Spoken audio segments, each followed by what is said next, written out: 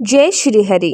हिंदू पंचांग के अनुसार फाल्गुन मास वर्ष का अंतिम महीना होता है, जो अत्यंत पावन और उल्लास से भरा माना जाता है। ये महीना भक्ति, प्रेम और प्रकृति के पुनर्जन्म का प्रतीक है। फाल्गुन मास की महात्म्य कथा के प्रथम अध्याय में इस मास की महिमा और इसके धार्मिक महत्व का वर्णन मिलता है।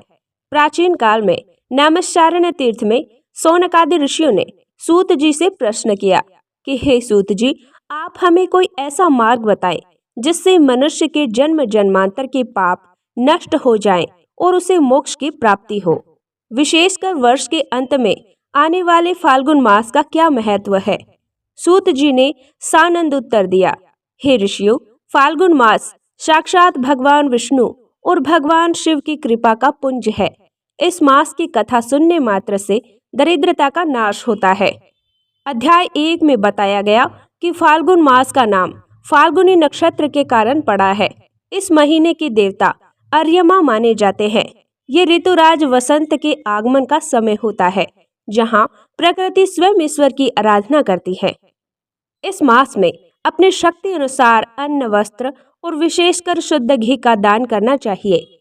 फाल्गुन मास में शीतल जल से स्नान कर श्री हरि का पूजन करने से मानसिक शांति मिलती है।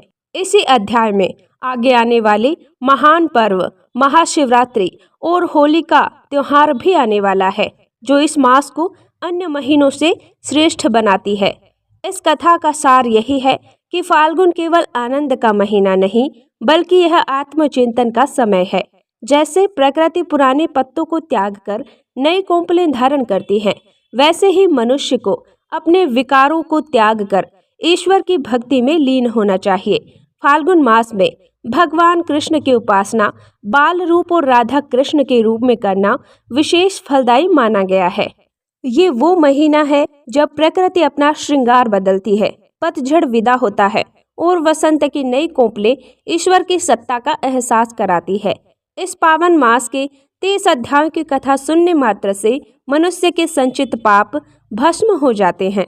जो मनुष्य इस प्रथम अध्याय का श्रवण करता है, उसे संतान सुख, धन और मानसिक शांति की प्राप्ति होती है। ये केवल एक कथा नहीं, बल्कि जीवन जीने की कला है। दूसरे अध्याय में हम जानेंगे कि फाल्गुन मास के कृष्ण पक्ष की अष्टमी का क्या महत्व है और कैसे माता लक्ष्मी की विशेष कृपा इस मास में प्राप्त की जा सकती है।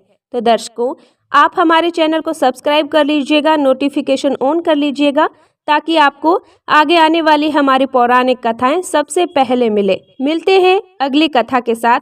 तब तक जय श्री हरि।